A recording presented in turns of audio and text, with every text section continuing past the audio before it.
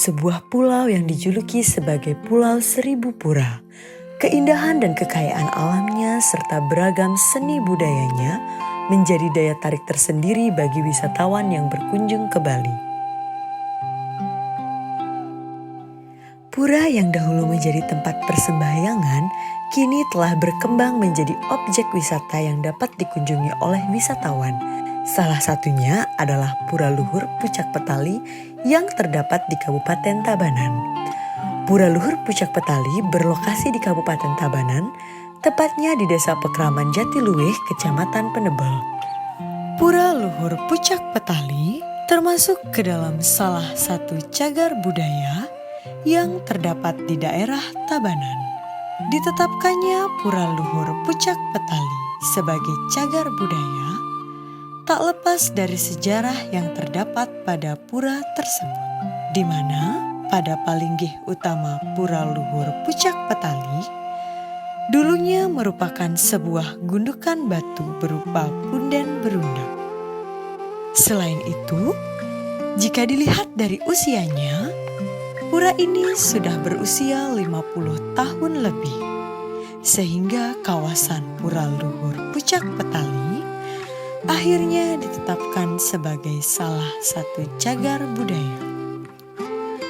Upacara besar atau puja wali dari pura ini dilaksanakan setiap 6 bulan sekali, tepatnya pada Buddha Kliwon Ugu. Kata petali sendiri berasal dari kata tali yang artinya alat pengikat atau pengendali. Dari arti kata tersebut, Pura Luhur Pucak Petali berarti tempat pemujaan ide Sang Hyang Widiwasa dalam fungsi beliau sebagai pengikat atau pengendali alam semesta atau Buana Agung dan Buana Alit. Dalam arti lainnya, yaitu alam tempat kehidupan sarwa prana. Keberadaan Pura Luhur Pucak Petali terdapat dalam lontar Buana Tatwa Resi Markendia oleh I Ketut Subandi. Pada lontar tersebut dijelaskan bahwa Pura Luhur Pucak Petali dibangun oleh Begawan Resi Canggu bersama dengan Arya Wangbang pada pemerintahan Adipati Samprangan Sri Kresna Kepakisan sekitar tahun 1270 Masehi atau 1350 Masehi. Daerah tempat dibangunnya Pura Luhur Pucak Petali dahulu merupakan sebuah hutan belantara, di mana nama hutan tersebut adalah Hutan Petali. Kemudian datanglah seorang bujangga yang bernama Ide Begawan Resi Canggu atau yang bernama asli Ide Bagus Angker bersama dengan Arya Wangbang yang kemudian membangun sebuah pura berupa satu tumpukan batu sebagai tempat untuk memohon kesejahteraan bagi masyarakat umum. Seiring dengan berjalannya waktu, beberapa palinggih pada pura ini pun akhirnya dibangun. Tujuan dari didirikannya pura ini yaitu untuk memohon kesejahteraan dan kebahagiaan bagi umat manusia di masa yang akan datang.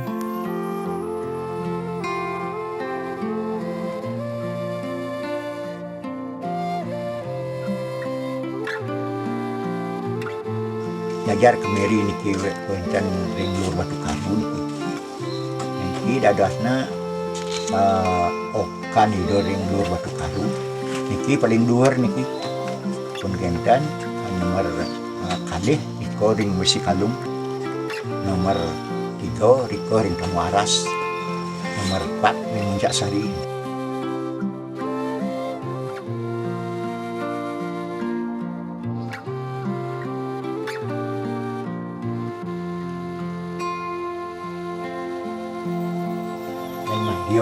ini kayaknya ya nak makanya nak keliru saking balung niko keliru nih kan keadaan tan niki sen nika pinggih mah yo hasilnya niki ditaruh niki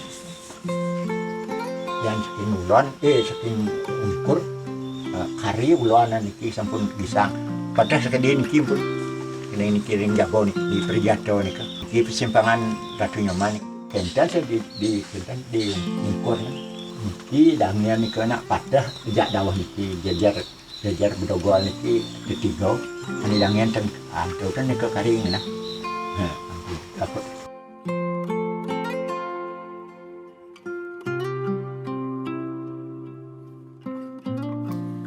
Pura Luhur Pucak Petali terdiri dari 3 bagian. Bagian pertama ada Utala Mandala atau jeroan. Bagian kedua ada Madya Mandala atau Jabe Tengah. Bagian ketiga ada Nista Mandala atau Jabe Sisi.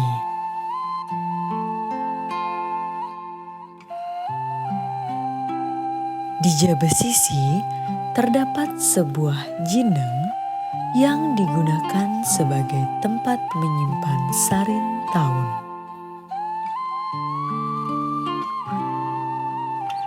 Di sisi utara bangunan jineng terdapat balai dawa atau balai panjang yang digunakan sebagai linggih tapakan penyungsung Pura Luhur Pucak Petali. Kemudian di sebelah kanan Balai Dawa terdapat Balai Agung dengan bentuk bangunan yang cukup tinggi. Di sebelah kanan Balai Agung terdapat Balai Pegat. Di sisi timur Jabe Sisi terdapat Balai Sekapat yang merupakan balai pawayangan dan sebuah balai kukul di pojok tenggara.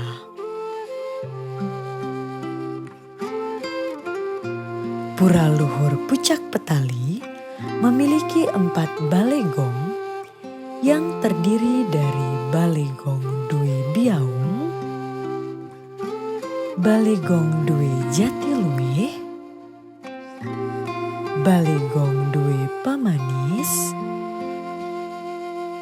dan Balai Gong Dwi Timpag.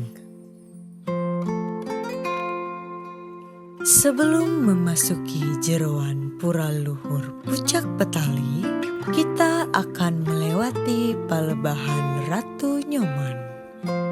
Pada Palebahan ini terdapat beberapa pelinggih, yaitu pada sisi barat terdapat pelinggih Ratu Nyoman Sakti dengan 2 gedong alit di sisi kanan dan kirinya.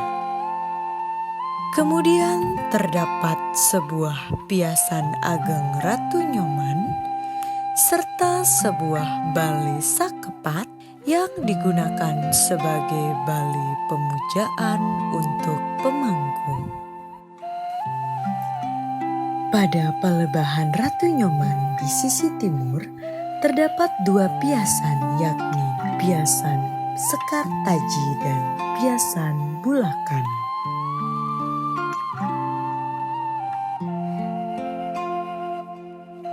Masuk ke dalam area jeroan, kita akan langsung melihat pelinggih utama Pura Luhur Pucak Petali yang merupakan bebaturan agung yang menyerupai punden berundak, rong 3 berundak 3 dengan patung Arca Siwa dan patung Arca Begawan. Pada pelinggih utama terdapat sebuah pohon yang tingginya kurang lebih 10 meter.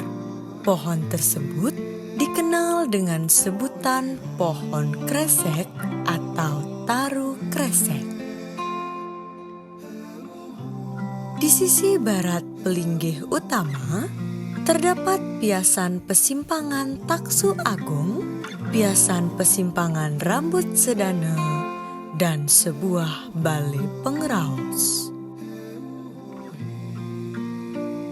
Kemudian Di depan Pelinggih Utama terdapat Balai Sakepat yang merupakan balai pemujaan untuk pemangku.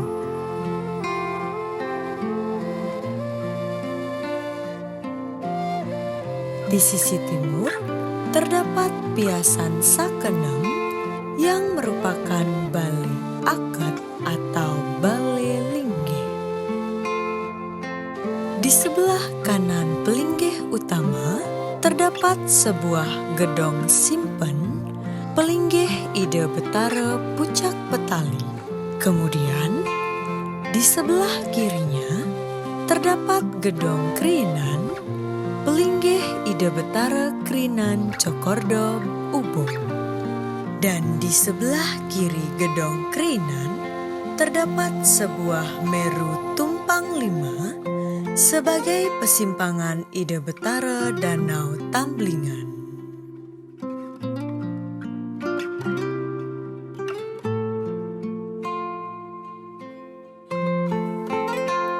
Pura Luhur Pucak Petali sebagai salah satu cagar budaya yang terdapat di daerah Tabanan harus terus dijaga dan dilestarikan agar dapat terus dikenal oleh masyarakat luas.